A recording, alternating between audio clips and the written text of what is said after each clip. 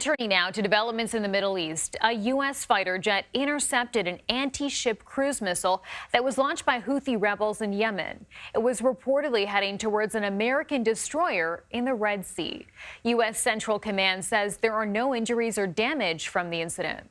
This follows a series of U.S. and British airstrikes on Houthi targets in Yemen.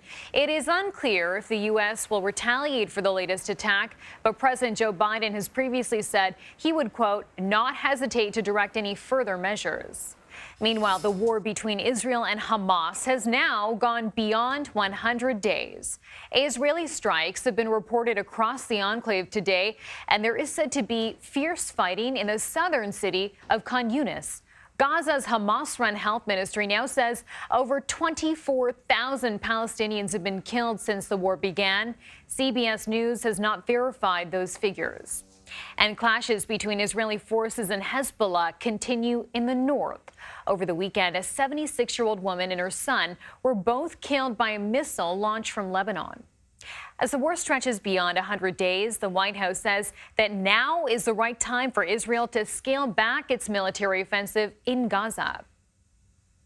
I can tell you, and Secretary Blinken just came from the region, that we have been talking to them intensely about a transition to low-intensity operations. We believe it's the right time for that transition, and we're talking to them about doing that. Now, they have done some precursory steps to try to kind of get to that point. They're pulling some troops out. They're relying a little less on airstrikes.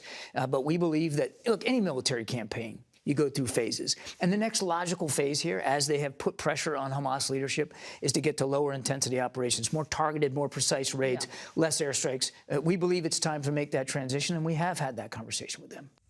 And joining me now with the latest from Tel Aviv is CBS News senior foreign correspondent Charlie D'Agata. Charlie, good morning.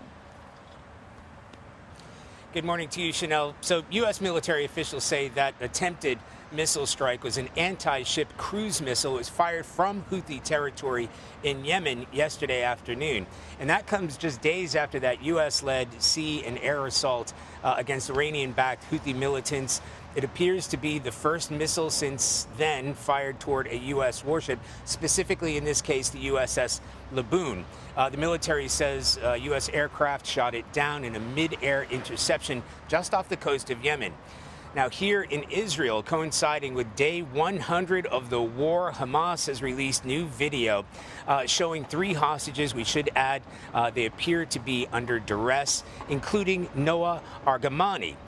You may remember 26-year-old Noah from that harrowing video when she was taken hostage by Hamas militants at the music festival on that Saturday morning. Her mother is suffering from terminal cancer and has pleaded for her release before the disease takes her life. Hamas said the fate of all 3 hostages would be revealed today. Chanel? Charlie, thanks so much.